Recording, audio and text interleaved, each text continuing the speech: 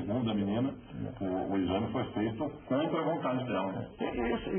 A jurisprudência já caminhava nesse sentido, né? Antes da edição do novo Código Civil. Hoje, há o artigo 231, salvo engano, do Código Civil, nesse sentido. Praticamente você não pode fazer o exame da pessoa sem a autorização. Sem a autorização, né? Então nós nunca fazemos sem a autorização da pessoa. Nesse caso, inclusive, foi em nível policial, o delegado determinou, né? E mesmo assim, eticamente, é uma coisa questionável. Estava em nível de inquérito ainda, né? Mas o fato é que, no âmbito, né, da investigação de paternidade, a recusa do investigado, do suposto pai, gera consequências. É uma presunção contra ele. Gera consequências graves. Doutor Rodrigues, a primeira participação do nosso programa de hoje, eu gostaria de saber do senhor o que mudou no direito de família com a inclusão da investigação pelo DNA.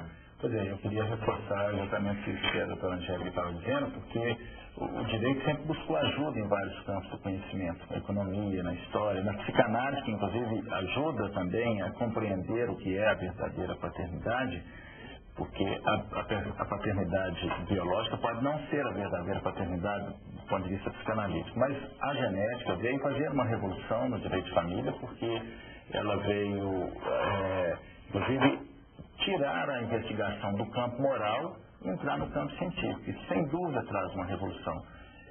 Qual é a defesa possível numa investigação de paternidade? É dizer quantos homens a mulher teve. Isso, geralmente, quando caía para o aspecto moral, isso tomava um rumo de uma subjetividade perigosa. Então, a genética, os exames em DNA, veio fazer uma grande revolução no direito de família, uma grande contribuição, e isso tem revelado coisas, que até Deus duvidava. Isso, sem dúvida, é uma grande revolução. Nós estamos encerrando esse nosso primeiro bloco do programa de Minas. Daqui a pouquinho a gente volta. Estamos de volta com o programa de Minas, nesta semana falando sobre genética, exame de paternidade por DNA. Eu quero saber aqui do nosso especialista, o Dr. Sérgio Heleno Pena. O DNA de uma pessoa, ele não se altera durante toda a sua vida? Há alguma possibilidade disso acontecer? Nas células do corpo, não. Teoricamente, nas células do sangue, ele poderia mudar. Por exemplo, se uma pessoa fizer um transplante medula óssea, o DNA do sangue dele vai ser diferente do DNA do resto do corpo, porque o sangue vai ser produzido numa medula óssea que veio de uma outra pessoa. Eu duvido que alguém vá querer fazer um transplante de medula óssea para fraudar um exame de paternidade, que seria drástico demais. Por outro lado, as pessoas já tentaram fraudar no passado com transfusões sanguíneas. E, obviamente, você precisaria de um médico ser um cúmplice nesse crime de falsidade biológica, e, de qualquer maneira, a chance de que isso não fosse ser detectado pelo laboratório é praticamente zero. De qualquer maneira, no núcleo de genética, no gene, nós sempre colhemos de cada pessoa 2 amostras.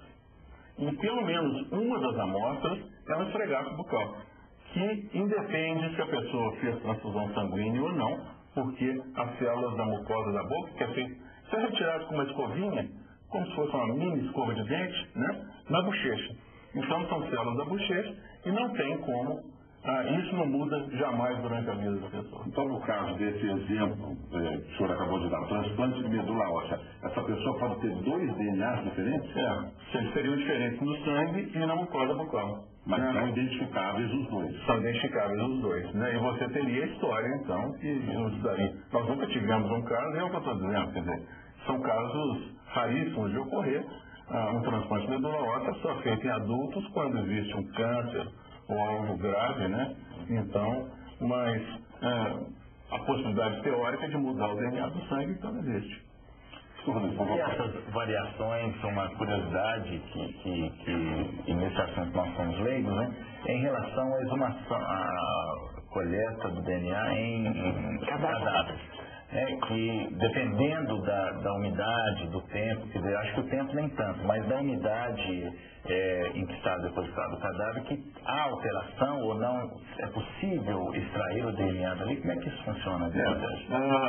O que acontece é, quando o indivíduo morre, começa um processo de degradação dos tecidos, e o DNA vai se degradando progressivamente.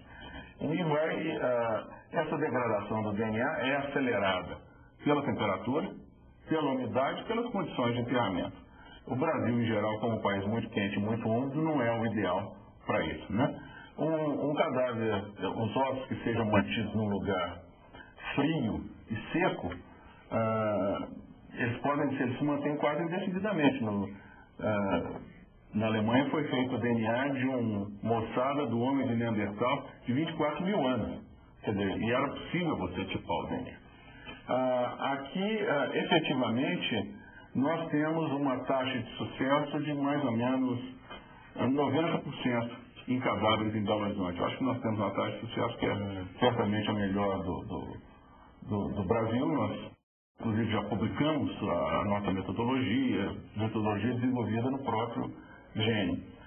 Mas acontece, então, em alguns casos em que o DNA está tão degradado que você não consegue um resultado confiável.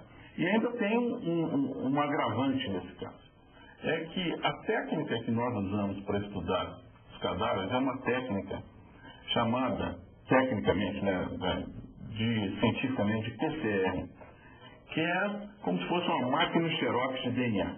Quer dizer, ela pega uma amostra de DNA de um tecido e multiplica aquele DNA, como se você estivesse fazendo cópias dele no laboratório. E, então, essa é uma técnica de uma sensibilidade imensa, porque você faz milhões e milhões de cópias de uma única molécula de DNA.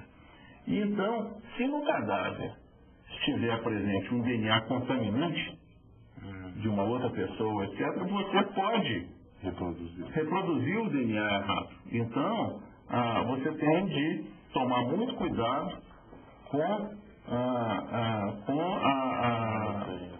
com isso, nos casos principalmente de exclusão. Quando você está trabalhando com cadáver, você tem uma inclusão da paternidade, você sabe que aquele vai ser o indivíduo certo, né? Mas quando existe uma exclusão, então a situação se complica, porque nós rotineiramente extraímos DNA de outro osso, amplificamos, e o DNA feito de dois ossos separadamente tem de bater perfeitamente para que esse resultado seja considerado fidedigno. Em outras palavras, as razões climáticas interferem aí, principalmente quando há umidade. Se a umidade for muito grande... A umidade e calor, né? E também o pH do solo, etc. Não é só a umidade. São vários fatores. O senhor já trabalhou em algum caso que houve comprometimento nesse sentido? Sim, que não foi possível detectar em razão disso. Não foi possível detectar, e o que me disseram é que tinha o terreno tinha uma umidade muito grande, que isso tinha inviabilizado, impossibilitado. De vez em quando, há mais ou menos um ano, nós participamos de um caso que foi no qual foram feitas 3 perícias. Tinha o perito juiz, que era um outro laboratório, tinha um assistente técnico do requerido e um assistente técnico do autor. E nós éramos assistente técnico do autor. E as outras 2 perícias não deram resultado. E a nossa foi a única que deu resultado. Mas como, no caso, ela não era favorável ao autor da ação, então ela não foi apresentada. Então, quer dizer, de novo, a questão, às vezes, o DNA que não funciona num laboratório com uma tecnologia que não seja tão avançada, pode funcionar no outro laboratório. Então, por isso que eu acho que é muito importante a escolha criteriosa do laboratório para fazer o teste. Marconi, como é que age, então, o juiz num caso como esse? Volta a estaca zero? No caso da impossibilidade da realização... determinar esse DNA, o exame não pode ser possível. Vamos fazer mais provas.